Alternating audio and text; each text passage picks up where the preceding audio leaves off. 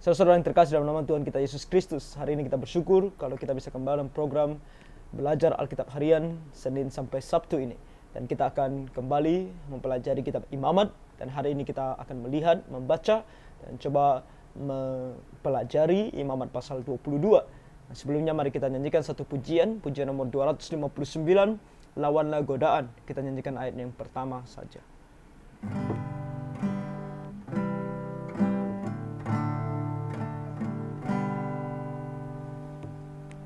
Lawanlah godaan, jangan menyerah.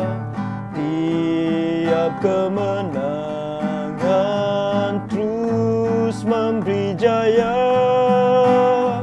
Minta kekuatan dan terus berjuang. Pandang pada Tuhan sampai kau menang. Mintalah pada Tuhan agar kau dikuatkan. Yesuslah pertolongan sampai engkau menang. Ya, walaupun iblis selalu menggoda kita, tapi kita bisa menang atas godaan iblis dengan pertolongan daripada Tuhan. Mari kita melawan setiap godaan yang diberikan oleh iblis kepada kita dengan kembali firman Tuhan kita renungkan, kita pelajari, kita ingat, dan kita lakukan. Dengan demikian kita akan bisa melawan setiap godaan dengan pertolongan Tuhan. Nah, kita akan membaca Imamat pasal 22 ini, dan di 16 ayat pertama kita akan melihat tentang kekudusan imam dan mengenai persembahan, kekudusan persembahan. Dan di ayat selanjutnya sampai ayat terakhir nanti kita akan membaca mengenai persembahan yang layak diberikan kepada Tuhan. Nah, ini adalah kembali regulasi yang diberikan kepada orang Israel sebagai mereka adalah sebuah bangsa pilihan Tuhan, dan dalam mereka beribadah kepada Tuhan, peraturan-peraturan yang diberikan Tuhan kepada mereka. Nah, kembali ini akan menunjukkan kepada kita tentang siapa itu Tuhan, terlebih terkhusus mengenai kekudusannya. Dan itu akan menjadi pelajaran berharga bagi kita setiap orang Kristen, karena Tuhan masih tetap kudus. Dahulu, sekarang, sampai selamanya kekudusan Tuhan tidak pernah berubah. Standar kekudusannya tetap sama. Maka prinsipnya, kita mengambil prinsipnya, bagaimana kita mengaplikasikannya ke hadapan Tuhan ketika kita berdoa, ketika kita mempersembahkan persembahan kita kepada Tuhan. Dan di sini ayat 1 sampai 16 mengenai para imam atau para hamba Tuhan, dan kita juga, karena kita adalah imam. Semua kita adalah imam.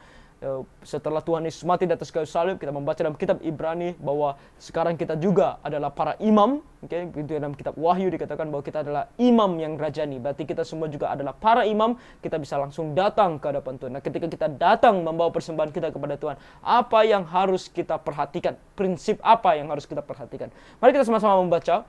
Kita akan baca, dan kalau ada hal yang perlu saya jelaskan, saya akan jelaskan di pertengahan. Tuhan berfirman kepada Musa, katakanlah kepada Harun dan anak-anaknya, supaya mereka berlaku hati-hati terhadap persembahan-persembahan kudus yang dikuduskan orang Israel bagiku, agar jangan mereka melanggar kekudusan namaku yang kudus. Akulah Tuhan. Memang Harun dan anak-anaknya adalah orang-orang atau keturunan pilihan Tuhan untuk menjadi imam, khususnya di sini imam besar, untuk membawa persembahan orang Israel kepada Tuhan. Tapi ingat, engkau dipilih oleh Tuhan bukan berarti engkau sangat spesial, sehingga engkau bisa bertindak apa saja yang engkau mau. Sama halnya dengan kita sebagai orang Kristen. Kadang-kadang kita berpikir, oh, aku ini anak Tuhan. Maka kalau aku ini anak Tuhan, maka aku bisa melakukan apa saja yang aku mau. Tidak demikian. Tuhan ketika memilih kita, memberikan kita kasih karunia untuk mau memakai kita menjadi anak-anaknya, menjadi pelayannya, menjadi hamba-hambanya. Kita harus selalu ingat bahwa kita ini di bawah Tuhan. Berarti kita harus mau datang kepada Tuhan dan tanya bagaimana caranya, apa yang harus dilakukan, dan kemudian kita taati. Itu yang harus menjadi selalu pola pikir kita dan keinginan hati kita. Ayat 4-5 berkata, seseorang dari keturunan Harun yang sakit kusta atau yang mengeluarkan lelehan, janganlah memakan persembahan kudus sebelum ia menjadi tahir. Dan orang yang kena kepada sesuatu yang najis karena orang mati atau orang tertumpah maninya, atau orang yang kena kepada seekor binatang yang merayap yang menajiskan dia, atau kepada salah seorang manusia yang menajiskan dia dengan kenajisan apapun, ia menjadi najis. Orang yang kena kepada yang demikian itu menjadi najis sampai matahari terbenam. Dan janganlah ia makan dari persembahan-persembahan kudus sebelum ia membasuh tubuhnya dengan air. Nah, ini kita lihat di pasal-pasal sebelumnya tentang peraturan mengenai kenajisan. Jadi berlaku juga dengan para imam. Apalagi mereka yang datang mempersembahkan persembahan kepada Tuhan, maka mereka harus memastikan mereka tidak dalam keadaan najis. Oke, kalau mereka dalam keadaan najis, mereka tidak boleh melayani Tuhan di bait sucinya. Sesudah matahari terbenam, barulah ia menjadi tahir, dan sesudah itu bolehlah ia makan dari persembahan-persembahan kudus itu, karena itulah menjadi makanannya. Janganlah ia makan bangkai atau sisa mangsa binatang buas, supaya jangan ia menjadi najis karenanya. Akulah Tuhan. Dan mereka harus tetap berpegang pada kewajibannya terhadap aku, supaya dalam hal itu jangan mereka mendatangkan dosa kepada dirinya dan mati oleh karenanya, karena mereka telah melanggar kekudusan kewajiban itu. Akulah Tuhan yang menguduskan mereka. Oke, akulah Tuhan yang mengkhususkan mereka. Tuhan telah mengkhususkan mereka untuk melakukan hal-hal kudus bagi Tuhan, maka mereka harus memastikan segala hal yang mereka lakukan dalam keadaan kudus. Nah, kalau dalam keadaan kudus, apa artinya? Kalau dikatakan mereka melakukan segala sesuatu dengan kudus, artinya bahwa mereka melakukan segala sesuatu sesuai dengan firman Tuhan. Demikian juga dengan hidup kita sebagai orang Kristen, sama prinsipnya. Ketika kita melayani Tuhan ataupun hidup di hadapan Tuhan, kalau kita mau berkata, aku melayani Tuhan dengan kudus, aku mau beribadah kepada Tuhan dengan kudus, aku mau hidup di hadapan Tuhan dengan kudus, artinya adalah kita melakukan semuanya ini sesuai dengan firman-Nya. Makanya pembelajaran akan firman Tuhan itu sangat penting. Orang Kristen harus belajar firman Tuhan, harus mengerti firman Tuhan secara sepenuhnya, supaya hidupnya itu bisa kudus. Bagaimana kita bisa kudus? Kita bilang kita mau hidup taat kepada firman Tuhan, sementara kita tidak tahu firman Tuhan. Ayat 10. Setiap orang awam janganlah memakan persembahan kudus, demikian juga pendatang yang tinggal pada imam ataupun orang upahan.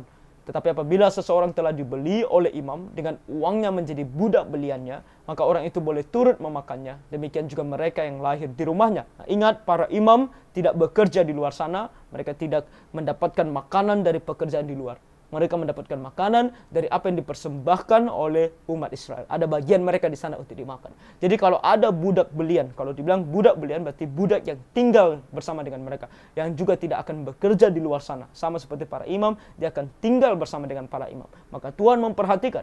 Tuhan sangat memperhatikan kondisi setiap orang di Israel, bahkan sampai ke level yang paling rendah, yaitu budak.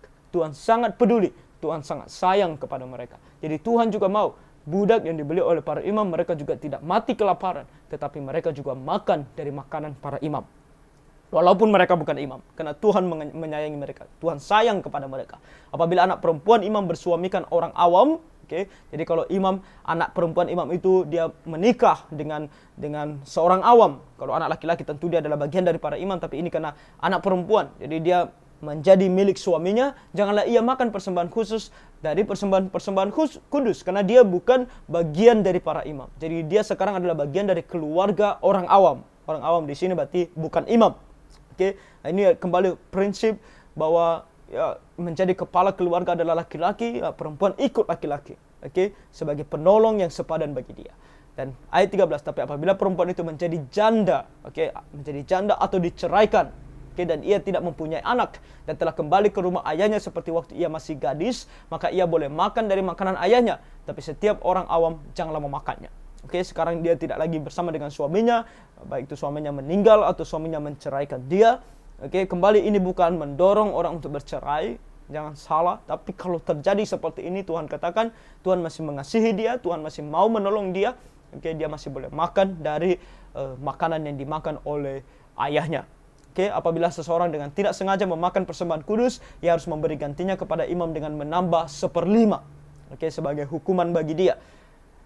Ayat 15, janganlah para imam melanggar kekudusan persembahan-persembahan kudus orang Israel yang telah dikhususkan bagi Tuhan, karena dengan demikian mereka mendatangkan kepada orang Israel kesalahan yang harus ditebus apabila mereka memakan persembahan-persembahan kudus mereka, sebab akulah Tuhan yang menguduskan mereka. Artinya persembahan kudus itu adalah milik para imam dan milik Tuhan. Tidak boleh dimakan oleh orang awam. Dengan cara dimakan oleh orang awam itu melanggar kekudusan dari persembahan. Kekudusan, kembali kata kudus artinya dikhususkan.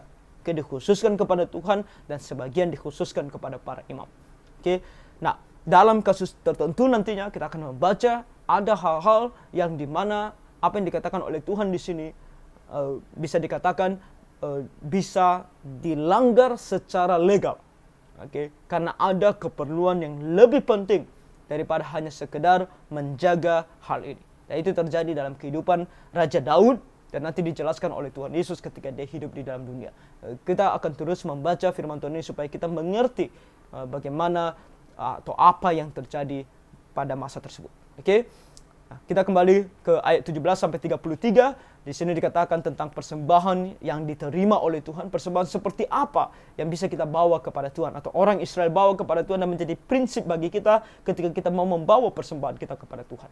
Ayat 17 dikatakan Tuhan berfirman kepada Musa, berbicaralah kepada Harun serta anak-anaknya dan kepada semua orang Israel dan katakan kepada mereka, siapapun dari umat Israel dan dari orang asing di antara orang Israel yang mempersembahkan persembahannya, baik berupa sesuatu persembahan nazar maupun berupa sesuatu persembahan sukarela yang hendak dipersembahkan mereka kepada Tuhan sebagai korban bakaran. Nah, sampai di sini nazar dan sukarela adalah dua persembahan yang tidak ditentukan oleh Tuhan apa yang mau dibawa atau bagaimana dibawanya, dalam artian apakah harus dibawa atau tidak. Ini adalah sebuah persembahan yang kita sendiri mau berikan kepada Tuhan. Nazar kita, sukarela kita.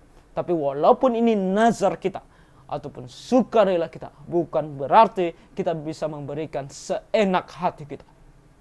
Ingat selalu orang Kristen, jangan berpikir bahwa kalau kamu adalah anak Tuhan, kamu adalah orang Kristen, maka kamu sudah sangat hebat. Apapun yang kamu bawa kepada Tuhan, Tuhan akan terima.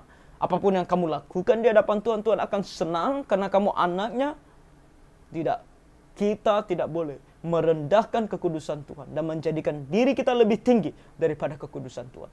Tuhan tetap Tuhan dan segala karakternya harus ada di atas kita. Kita harus datang dan menyesuaikan dengan Tuhan. Bukan Tuhan yang menyesuaikan dengan kita, tapi kita yang menyesuaikan dengan Tuhan. Itulah prinsip yang kita lihat di sini. Dan itu adalah prinsip yang terus-menerus ada karena Tuhan itu tetap sama. Dahulu, sekarang, dan selamanya Dia sama. Kekudusannya sama, keadilannya sama, kebaikannya sama. Semuanya sama. Tidak ada yang berubah. Tuhan tidak berubah. Maka kita harus menyesuaikan kepada Tuhan, bukan Tuhan yang menyesuaikan kepada kita. Bahkan di sini hal yang diberikan oleh orang Israel secara sukarela, Tuhan mau prinsipnya tetap sesuai dengan apa yang Tuhan mau, bukan yang mereka mau. Maka supaya Tuhan berkenan akan kamu, haruslah persembahan itu tidak bercela dari lembu jantan, domba atau kambing. Tidak boleh bercela. Segala yang bercacat badannya janganlah kamu persembahkan, karena dengan itu Tuhan tidak berkenan akan kamu. Bukan Tuhan memandang rendah binatang yang bercacat. Tetapi kalau kamu memberikan apa yang cacat kepada Tuhan, itu hanya menunjukkan hatimu yang tidak mau memberikan yang terbaik kepada Tuhan. Bahkan kamu mau memberikan sisa kepada Tuhan. Karena yang bercela biasanya untuk kamu jual pun harganya akan menjadi rendah. Karena kalau kamu memberikan yang cacat kepada Tuhan, kamu lihat, oh ada yang cacat ini. Dan yang cacat ini kalau dijual pun rugi.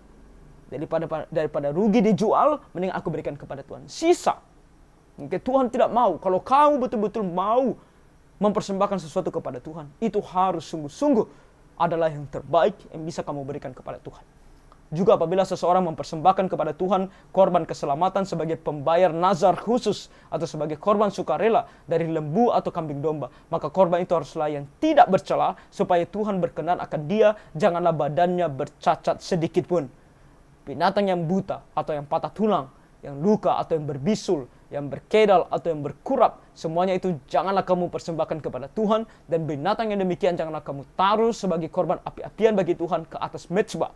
Tetapi seekor lembu atau domba yang terlalu panjang atau terlalu pendek anggotanya, anggota tubuhnya, bolehlah kau persembahkan sebagai korban sukarela. Tetapi sebagai korban nazar, Tuhan tidak akan berkenan akan binatang itu. Tuhan memberikan perintah di sini, kalau untuk yang anggota tubuhnya ada yang lebih pendek atau lebih panjang, salah satunya boleh, tapi hanya untuk persembahan sukarela. Kalau dibilang untuk persembahan nazar, tidak boleh. 24-25. Tetapi binatang yang buah pelirnya terjepit, ditumbuk, direnggut atau dikerat, intinya rusak, janganlah kamu persembahkan kepada Tuhan. Janganlah kamu berbuat demikian di negerimu. Nah, ini menunjukkan kembali ketidaklayakan dari binatang ini untuk dipersembahkan kepada Tuhan. Juga dari tangan orang asing janganlah kamu persembahkan sesuatu dari semuanya itu sebagai santapan Allahmu, karena semuanya itu telah rusak dan bercacat badannya. Tuhan tidak akan berkenan akan kabulkan persembahan-persembahan itu. Nah, kembali saya ingatkan kepada kita bahwa kalau dikatakan di sini sebagai santapan Allah, bukan berarti kita memberikan Tuhan makan. Oke? Konsepnya tidak seperti persembahan di luar kekristenan atau di luar Yahudi, orang Israel. Oke? Bukan demikian, bukan mengambil makanan kemudian mempersembahkannya kepada Tuhan dan Tuhan memakannya. Oke, baik itu dimakan secara literal ataupun yang dikatakan sarinya yang dimakan. Tidak demikian. Tuhan tidak memakan makanan yang kita persembahkan kepada Tuhan. Tapi ini adalah bentuk atau cara Tuhan untuk mengatakan kepada kita bahwa Dia menerima persembahan kita. Oke, persembahan kita. Karena ini adalah berupa binatang yang dibakar, maka kata yang digunakan adalah santapan. Tapi bukan berarti Tuhan makan. Tapi Tuhan menerima persembahan yang kita berikan kepada. Menerima pun bukan berarti Tuhan mengambilnya dan kemudian mempergunakannya. Tidak demikian. Tetapi ini adalah bentuk makna rohani, di mana kita mau memberikan sesuatu yang terbaik kepada Tuhan dan Tuhan mau menerimanya secara rohani untuk dia menunjukkan bahwa Dia mengasihi kita dan menyayangi kita. Oke, jadi itu yang dimaksudkan di sini. Dan kembali, apa yang dipersembahkan kepada Tuhan haruslah yang sempurna, yang terbaik, tidak yang asal-asalan atau bahkan sisa. Dan ini memberikan kita satu pengertian, kembali prinsip. Oke, kalau kita mau memberikan persembahan kita kepada Tuhan, perhatikan apa yang kita berikan. Apakah kita mau mempersembahkan kepada Tuhan sesuatu yang betul-betul kita pikirkan ini yang terbaik bisa kita berikan kepada Tuhan, atau kita mau memberikan Tuhan sisa. Banyak orang Kristen yang memberikan persembahan kepada Tuhan dan merasa rugi. Kalau terlalu banyak rugi, terlalu sedikit nanti kalau dilihat orang mungkin tidak menjadi sesuatu yang membanggakan. Oke, jadi dilema. Tidak perlu dilema, berikan yang terbaik. Apa yang bisa kamu berikan kepada Tuhan yang terbaik menurut kamu bisa kamu berikan, berikan dengan sukacita, dengan penuh kesungguhan. Tentu ada regulasi lainnya yang mungkin kita baca dalam firman Tuhan dan kita tahu mengenai contohnya perpuluhan dan juga persembahan syukur kita kepada Tuhan. Oke, hal-hal ini mari kita berikan kepada Tuhan dengan yang terbaik kepada Tuhan. Dan cara kita memberikan kepada Tuhan juga pastikan kita memberikan yang terbaik. Oke, dan kadang-kadang ada orang yang sampai uangnya tidak diperhatikan. Kadang ini suatu hal yang menurut kita mungkin perlu sampai ke arah demikian. Tapi coba kita pikirkan, apakah kalau kita memberikan kepada Tuhan persembahan kita dan kita mau memberikan Dia yang terbaik, tapi kemudian kita ambil uang tersebut dan kita cari yang paling buruk di antara uang kita yang ada. Mungkin nominalnya besar, mungkin 100 ribu contohnya. Kita punya deretan uang 100 ribu di dompet kita. Dan kemudian kita mencari mana yang paling buruk kondisinya. Hati-hati, karena ini bisa menjadi pola pikir kita dan berpikir bahwa kalau yang buruk ini mungkin nanti di warung tidak laku, tapi di gereja laku. Siapa yang tahu bahwa itu saya yang berikan. Oke, jadi kita perhatikan juga kondisi yang kita berikan kepada Tuhan, kondisi uang yang kita berikan kepada Tuhan. Terkadang kita mau memberikan yang terbaik. Kalau mau memberikan yang terbaik, berarti semuanya harus terbaik. Oke, jangan menguncak-nguncak uangnya sampai begitu rusak. Oke, bilang ini yang terbaik yang bisa kita berikan kepada Tuhan. Sampai hal seperti ini, kalau kita memang serius mau memberikan persembahan kita yang terbaik kepada Tuhan, maka bukan hanya nominalnya yang terbaik yang bisa kita berikan kepada Tuhan, tapi juga kondisinya. Oke, dan terlebih sebagai orang Kristen, bukan hanya materi yang bisa kita berikan kepada Tuhan, tapi hidup kita. Nah, kalau kita bilang mempersembahkan hidup kita sebagai persembahan yang hidup kepada Tuhan, maka kita harus memberikan yang terbaik. Artinya, setiap hari kita berusaha semaksimal mungkin menjaga kehidupan kita kudus di hadapannya dan berusaha keras untuk melayani Dia semaksimal mungkin. Yang terbaik itu yang kita berikan kepada Tuhan. Nah, kita lanjutkan di ayat 26 sampai 33. Tuhan berfirman kepada Musa, apabila seekor anak lembu atau anak domba atau anak kambing dilahirkan, maka haruslah itu tinggal 7 hari lamanya dengan induknya, tapi sejak hari ke-8 dan seterusnya, Tuhan berkenan akan binatang itu kalau dipersembahkan berupa korban api-apian baginya. Intinya, setiap binatang yang mau dipersembahkan kepada Tuhan tidak boleh dipersembahkan sebelum hari ke-8 setelah dia lahir. Oke, tidak boleh. Tuhan tidak mau demikian. Tuhan mau setelah hari ke-8. Oke, seekor lembu atau kambing atau domba janganlah kamu sembelih bersama dengan anaknya pada hari itu juga. Dan ini pada satu hari juga. Ini artinya bahwa ini menunjukkan sebuah hal yang kejam ketika induk dan anaknya dua-duanya dipersembahkan pada waktu yang bersamaan. Oke, jadi kita bisa melihat di sini bagaimana Tuhan juga mau orang Israel ketika mereka mempersembahkan persembahan kepada Tuhan tidak menunjukkan sikap yang kejam terhadap binatang-binatang ini. Binatang-binatang ini dipersembahkan kepada Tuhan bukan berarti boleh disiksa. Oke, harus dilaksanakan dengan teratur dengan baik, dengan sikap yang baik juga. Oke, jadi itu yang Tuhan mau.